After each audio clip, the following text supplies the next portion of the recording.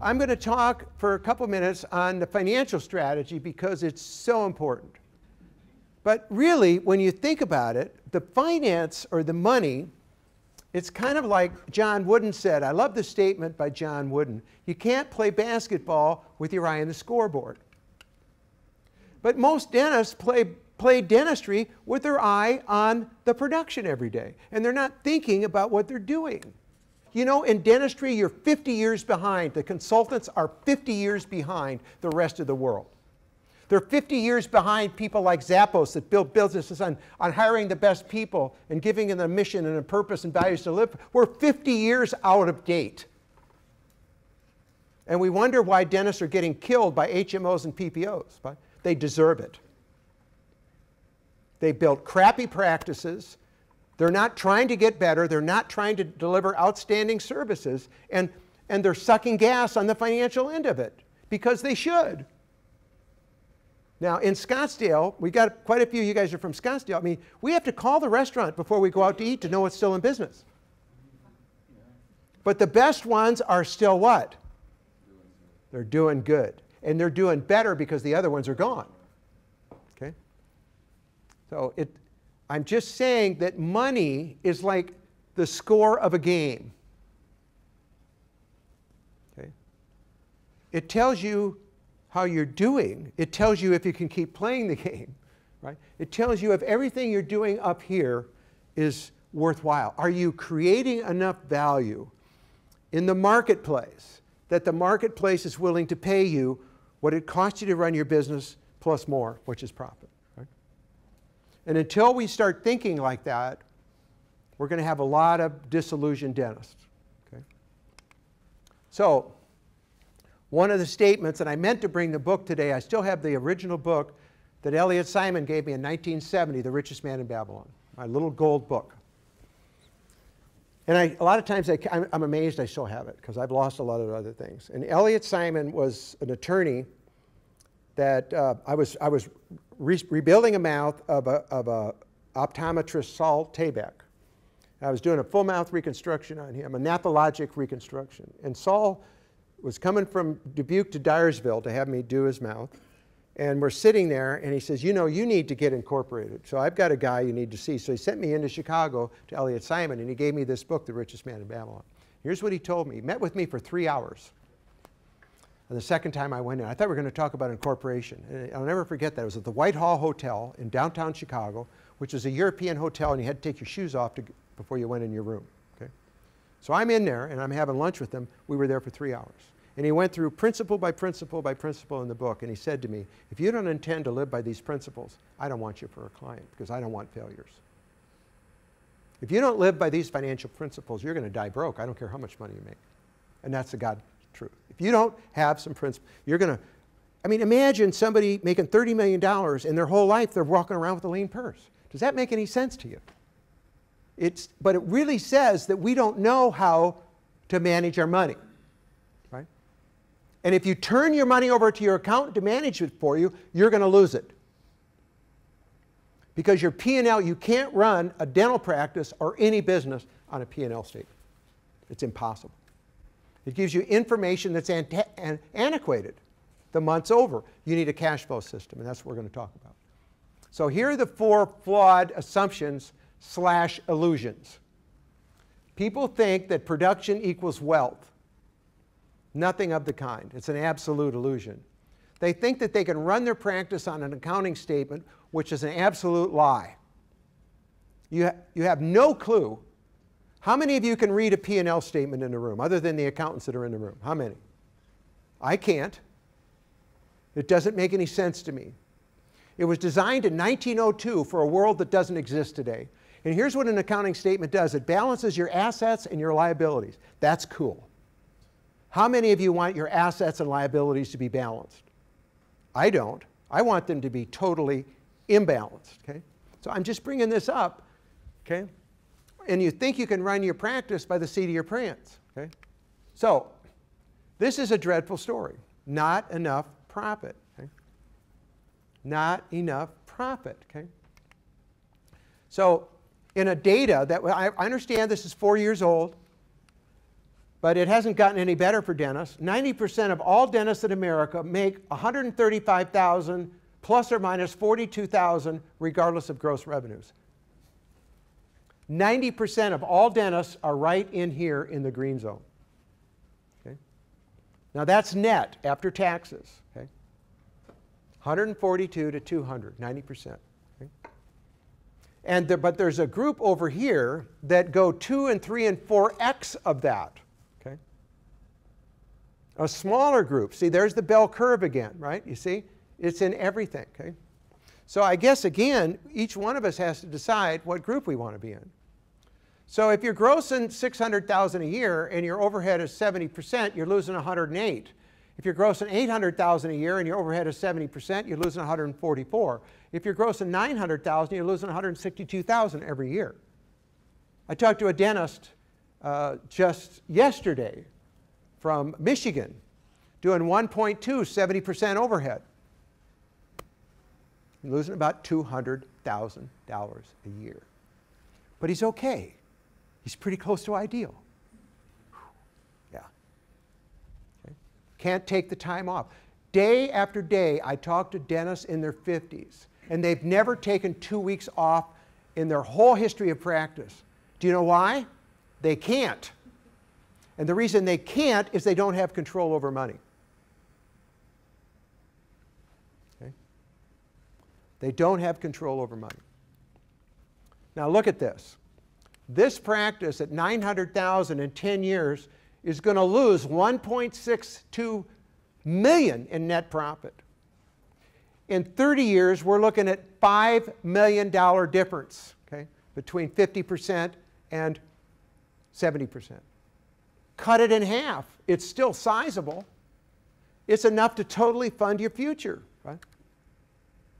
So I ask you, is overhead important? Are you kidding? But most dentists are geared to what? Production. They're not geared to profit. See, profit's about value. Production's about bragging rights. I get so sick of that stuff, I want to bomb it, okay? When I wrote this book, I interviewed 420 dentists. 420 dentists on the phone. And I only ran into a handful of them that could afford to retire. I lectured at the American Academy of Dental Practice Administration. Corbin was in the room. And I asked the audience, I was lecturing to about 100 dentists and maybe 20 consultants. And I said, I want you to all close your eyes, and I'm going to ask you a question. How many of you are totally financially independent and don't have to ever work again? Just raise your hands, keep your heads down. 20 people raised their hands. 18 of them were my students. 18 people were like you, and like you, and like you, and like you that could, and the rest of them couldn't. And this group was average age 60. We got a problem. Okay? So I created this years ago, and I'm just going to show it to you once. Called it the 8 Habits of Economic Freedom. And a lot of it was big, borrowed, and stolen from the people that I had taught with or learned from. And one of the first things in Klassen's book that really stuck with me is first you got to learn how to make it. Then you got to learn how to keep it. And third, you got to put it where you don't lose it. And he said, until you learn those 3 and implement those, you're really never going to be free. So the first law is to learn and create, deliver value. The only and everlasting source of profit is the creation of value. The second law is to save 10% of what you earn. Just like Tim was saying, I learned to live on 90%. Okay? Save 10%, and you've all heard that before. But what you need is not just somebody admonishing this, you need a whole system that integrates this all together. Okay? And this was Klassen's statement, and I love it. For every $10 you put in your purse, take out and use but 9. Your purse will start to fatten at once and will feel good in your hand and bring satisfaction to your soul. Now that's interesting, because he's talking about money here is spiritual. It's not just material. He's talking about something that a lot of people just never get. And I think it's partly that if we let it control us, we really don't, follow me? really impacts us. Okay? So we have to really think about the stewardship of this. Okay? Law number 3 is control your expenses. He said, I'll tell you a truth about men and women. Whatever your income grows, your expenses will as less unless you protest to the contrary. Spend what you will, but always save 10%. Okay? Permanent savings investment. And Aldo Eagle with Dental Economics, Aldo's a good friend, and he talked about lifestyle creep. You know, that's what happens. It's easy to let our lifestyles creep up. It's more difficult to have them contained. Never lose money. Invest in what's known before you invest in what's unknown. Don't invest in things you don't know anything about. You know? It's the surest way, you know. If you can't figure out how to make $500,000 a year in dentistry, if that's not enough money for you, then you ought to go into real estate or something and then lose your butt there. But if you can't make it on that, you can't make it. You'll never make it on any more. Huh? And use compound interest, okay? Compound interest, according to Einstein, is the 8th wonder of the world, okay? Ensure a future income. In other words, it's kind of like if you look back at John Wooden's statement, you know, always thinking about, you do today, but think about the future. Do today, but think about the future. Each and every day should create a plan for certain investments that will endure safely. And here's something that is really key. You're going to have periods in your life. You're going to have a 5-year, when you work and work and work and work, and you'll testify to this, and you will, and you will, and you will. You work, and all of a sudden you have a breakthrough. And in that breakthrough, in that 5-year period of time, you do better than you've ever done before. You get into, quote, the zone. And the problem with most people is they get into the zone and they become idiots. And the ego gets to them and then they expand. But that zone is really there, and you'll do better in 5 years than you would in the previous 15. And if you're fortunate, I have 2 of those zones. Okay? I've had two of those 5 years, and I'm in my 3rd 5-year right now, just starting. So in my career, I've had 2 of those 5-year zones where I did better than I could have ever imagined I've done better. And then you kind of reach a plateau, right? And then other things. Can you recollect that? Because I've gone back and really looked at my life in 5-year increments. I just recently did it. You saw me doing it. And you know, you get ready, and all of a sudden, boom. Right? And then things change. Right? The economy changes, the culture changes, and now you have to adapt and modify, and you got to innovate again. You know, you got to recreate, because what worked there isn't working now. Right? So a lot of people are living in the past. They're thinking that the Reagan years are going to come back. No, those were the greed years. Those are the years that set us up for where we are today. You do know that, right? You do understand that. Okay? They set us up for this, what we have today. Okay? It'll never be the same for most people. So number 8 is see yourself as a contribution. The more value you create in other lives, the more value will be created in your life. That's hard, because, you know, I really think that when I say this and I talk to groups, most of the groups that I talk to are secular. Most dentists are secular. They're not spiritual. They have a hard time getting that they're going to reap what they sow. They just don't get that. You're not going to get any more than what you give. In fact, I will assure you that you'll get less. Okay? The more it's about you, the less you're going to get. The more you're going to feel a victim. Oh, you know, the economy really did me in. Dentists are having this horrible problem right now. They graduate from school and they think somehow that they're entitled. Well, I went to dental school. I'm in graduate school. The world owes me something. I got news for you. It doesn't owe me one damn thing, and it doesn't owe you anything either. It owes you, your dental education does one thing. It gives you an opportunity to make something out of yourself. But it's a lot different today than it was 20 years ago. Agreed? It's a lot different today. So you're either going to get better at the game, or you're really probably better off not playing the game. Okay? So here's the deal about the financial thing. If you break these laws, you lose. You get in trouble, right? And not knowing about this doesn't let you off the hook. Right? You know, just pretending they're not there. A law is a law, right? Water goes in the riverbed if there's water. Energy goes to where the pattern has set it and the structure set it. So here's the way it works. All the money comes in and then it starts going out. It goes out to fixed and variable expenses in your practice. It goes out to fixed and variable expenses in your personal. It goes into your taxes, and it goes into your savings and investments. Okay? Now, picture this as a shell game. We want to take 10%, 15% of what an average dentist spends here, and you can increase your lifestyle, or you could pay more taxes, or you could shift that money over into an investment. You could defer that income, not pay the tax on it, and put it away, and that's how you create wealth.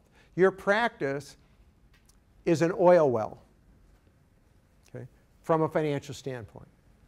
Most people in other professions would die for dentistry because you have that great thing called a recall program, right?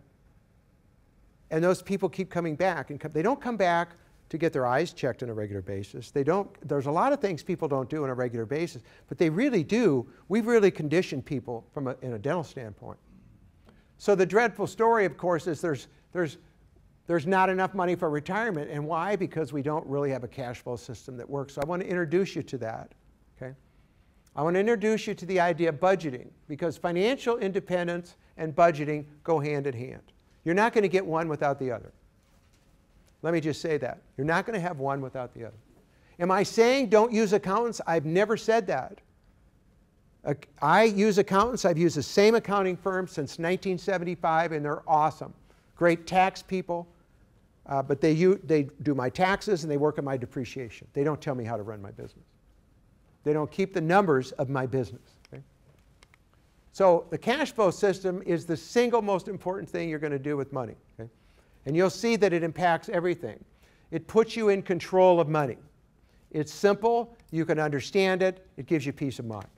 It is powerful. It's life-changing. Okay? And when I lectured years ago with Dick Fabian of Telephone Switch Newsletter, you guys probably don't remember him, but he was a really hot ticket years ago, and we lectured all over the country and even in Hawaii together. And he had a little $13 million a year family-held business. Newsletter, and that was his revenue stream. And they had no money. So I took his son and his financial officer, Brenda did, and we trained them on the cash flow system. And then he introduced me, it's on video, he introduced me in Dallas, and he said, "You are about to hear the most important financial information I've ever been exposed to in my life." And he should know, because in 6 months, we stopped up $3 million. His net profit increased $3 million in 6 months. And he saw the power of this. Okay? Because he had a little family-held business, and they needed a car, they'd buy a Ferrari. They needed this, they just bought whatever they wanted. They had no financial controls on anything. Okay? Money came in, they all spent it. Money came in. You get a bunch of people in the same family in a business, and you're screwed. Okay? You get a bunch of partners in a dental practice with no cash flow system, and you're on a one-way ticket to nowhere. Ask me how I know. Okay? I talk to them every day. Biggest single reason for me to have a cash flow system is so that money, or the lack of it, won't determine my treatment plans for my patients. Okay? I'm convinced that it's the fear that holds dentists back from losing money. I think that's why there is so much mediocrity in dentistry. It's fear-based, okay? So just look at this. A 1% ex overhead at $800,000 a year is $666 a month. I know you're going to have a hard time getting 10% right now, but that times 10% is $891,000. 1% in 21 years is almost $1 million. Okay? So this is a statement that L.D. Pankey made years ago when I was a young dentist. He said, you'll never be the dentist you have the potential of becoming until you're financially independent. And I translated that into until you have a plan and you're actually doing your plan leading towards financial independence. And the idea here is act as if. Right? What would a person that was creating wealth act like and be like? Okay? So what I've said for many years is money isn't everything, but unless you learn to understand it and control it, it will cripple you. In other words, you're either going to control money or it's going to control you. You're either going to get control of your time or it's going to control you. And my friend Jacob Needleman wrote a landmark book. We've done a number of workshops together. His book, he's a Jewish spiritual philosopher and an amazing man. And he wrote a book called Money and the Meaning of Life. And if you get serious about money, you ought to read it. It is amazingly, it's not light, but it's very powerful. So here we are thinking about the issue of financial independence. Okay? So you got to practice over here from 30, it runs at an overhead from 35 to 55%, taking into consideration endodontist at the low end, oral surgeon at the low end, and moving up to a prosthodontist at the high end. Okay? So somewhere in between those two numbers. Okay? Then you have the issue of personal living expenses. What are you going to live on personally? Okay? So this creates a cash flow system in the practice, personal living expenses, so that we can really begin to think about our savings. So think about this. Why do dentists keep working harder and harder? Well, at $100,000 a year to net 50, at a 50%, you only need to do 100. At 60%, you need to do 125,000. You need to work 25% more to net the same. So more is becoming what? Less. At 65%, you got to work 2 more days a week to net the same as you did at 50%. Now at 70% is when the wheels start coming off. 70% is what I like to refer to, and bear with me, Insanityville. Okay? You start going nuts because now everything is to keep up with the overhead, right? And so you got to work 66% more. I mean, that's a lot more work, do you agree, than here. See? So it's not just about the net income. It's about how does that impact me and my stress level and my ability to interrelate with people, my ability to communicate with people. Okay? So we created this thing, actually it's been around a long time, about a budget, a percentage budget. Okay? And we're suggesting that you take everything off your P&L statement and you put it into one of these categories. Okay? And we're suggesting that your fixed expense, the staff, the occupancy, the equipment and human development need to be 32%. Those are fixed expenses. Now remember, when the fixed expenses are high, the variable expenses will follow. Okay? So often people will say, well, where do I cut expenses? I said, it's not a matter of cutting expenses. It's understanding that there's a whole system here. If you have a budget to spend a certain amount of money, then you have to have a budget up front, and you have to work at the budget and keep the budget as you walk through. So percentage budgeting is the heart of the cash flow system. And I'm going to show you why it's the heart. Okay? So thanks for staying with me. Each one of these lines, like the red line, is the break-even point. Okay? Doctor's salary plus the expenses to run the business. The blue line is the red line plus 10%. And the green line is red line plus 10 and plus 10. I'll talk to you about that. So here's the red line. This is your total overhead in doctors. That's your break-even point. That's your nut. Okay? You got to meet that to pay your bills and pay you. The second line is what we call solvency, and that's 10% above that. And the idea of the solvency is that what you'll do is you'll take that and you'll put it into reserves to protect your business. And the green line is really the ROI. That line is really there for the 10% that's yours, for the risk that you went in to own a business. You're actually working in it, but that money is also yours. Now, if you look at this and think about this, it's really difficult to hit green line with red line fees. In fact, I'm going to say it's impossible. Okay? So fees play a part here. Okay? It's not just working harder, it's understanding. I was lecturing in San Francisco about 5 years ago, and one of my outstanding students that really gets it, really got it, was in the audience, and he came up, and I came up at a break, and he says, "This is really simple. I just figured out that if I were going to do crowns at $500, I just decided to do them at $1,000 20 years ago. So I only had to do half as many." So this isn't rocket science stuff, but you got to understand that your fee structure does, right? And so those that are in level 1 and level 2 are being what? Pushed down. Okay. So there's the 80-20 rule again. We're going to spend 80%. Follow me? You see the 80-20 at work, okay? So when we think about the cash flow system, we think about a percentage budgeting system. So the percentage budgeting tells you what your costs per hour are.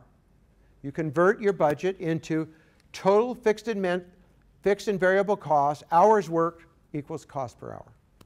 Okay? Okay? We know what that is. Okay? Now, we could cost out every procedure, right? Take any procedure's time and multiply the units of time times the cost per unit. Not complicated. You don't have to do this every day, but it might be of value to do it rather than just raising my fees or lowering my fees. Might have a really good idea what you're doing. What about case fees? I mean, you have a large case, you have a lot of complexity to it. You estimate the total time to complete the case, you add the lab fees plus profit, total case fee. You know, it really helps if you do it this way, because what I find is I work on some people that have a considerable amount of money, and they didn't get their money by accident. You know, they want to know, how do you arrive at your fee? So this is a pretty simple way. Well, we have a budget, you know, and we make our budget, and it's this percentage goes to this, and this percentage goes to that, and if my staff gets this, and da-da-da-da-da-da, this is how I arrive at my fee. And there's a cost per hour, and there's a cost for this, there's a cost for that. They kind of look at you and say, okay. But if you don't have a way, if you're just picking a fee out that you think is neat and cool, because you think it's neat and cool, hey, if it's me or anybody like me, I'm not going to be very happy with it. I'm going to feel like you screwed me.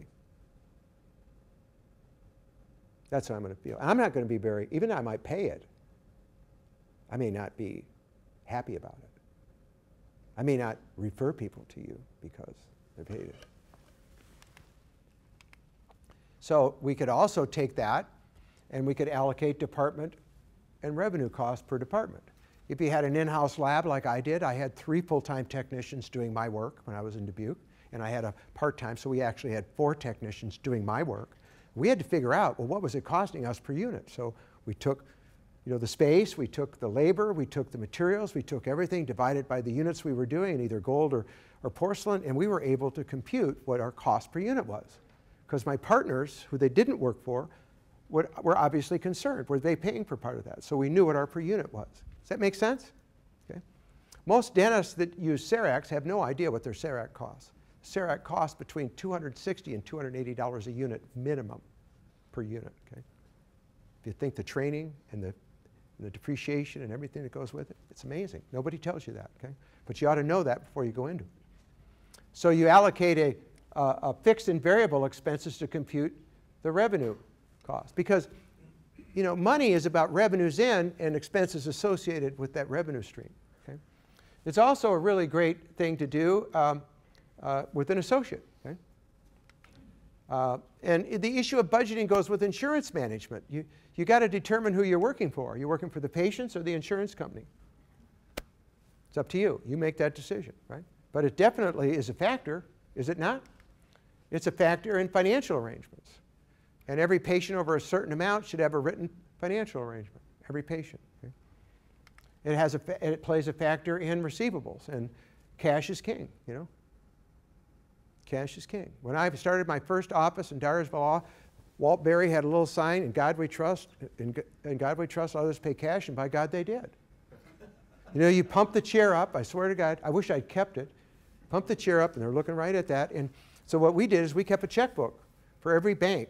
New Vienna, Farley, remember those names? Dyersville, you know, Epworth, you know, Guttenberg. Every bank, we had a blank check. So the firm, oh, I forgot my check today. Well, we've got one for you today. Okay. They never got out of there. Everything was cash, okay? Everything was cash. Why would you stop that? I mean, do we go to the grocery store and put it on our insurance card? What do we do? Maybe put it on our MasterCard, but, you know. So the issue of payables, you need a whole system that's associated with it. Expenses are controlled by a predetermined percentage budget amount. Expenses are controlled by a predetermined budget amount. And obviously we need a production budget. We just can't have an expense budget, we need a production budget. It's all part of the cash flow system. But can you see why the percentage budgeting is in the middle of this and it never goes away? Create a healthy balance between income and outgo. Then the solvency account for freedom. Okay? And solvency is a planned expense, and of course the ROI I talked about earlier, that's yours for the risk you went for going into business. Okay? So the issues come up of how important all these things are. So it also comes up when we do associate. We figure out about what the associates should be compensated. We also work it out relative to partners. How are we going to work with partnership agreements? Okay? Because of this, you know, we built some of the largest group practices in the United States. The largest, most profitable group practices in the United States are using this system. Okay? I'm talking you all the way up to 80 million a year is what I'm talking about. I'm not talking about 1 million, 2 million. I'm talking about, you know, if they don't get this, it's chaos. They are in chaos. Okay? They're fighting amongst each other. They've never decided how things are going to go. It works in a multi-specialist partnership practice. It works in a multi-office partnership practice. It gets down to one-page management. What do you think? One-page management for each office. Get rid of the complexity. People just don't, you got to really take care of the money. So if you look at this, all of this stuff comes from right there. No percentage budget, you have no clue as to where you're going financially.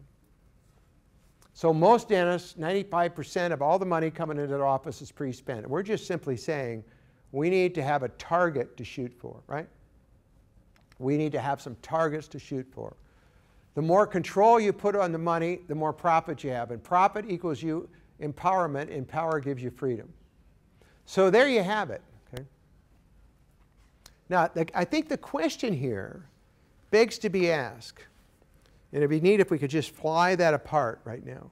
The question begs to be asked, could we take any one of these elements out and have a car that would run? Could we take any element out of this and have a business, a practice really work? That's the true test of it. If you take something out and it doesn't impact the performance of it, it's probably not needed or not a requirement.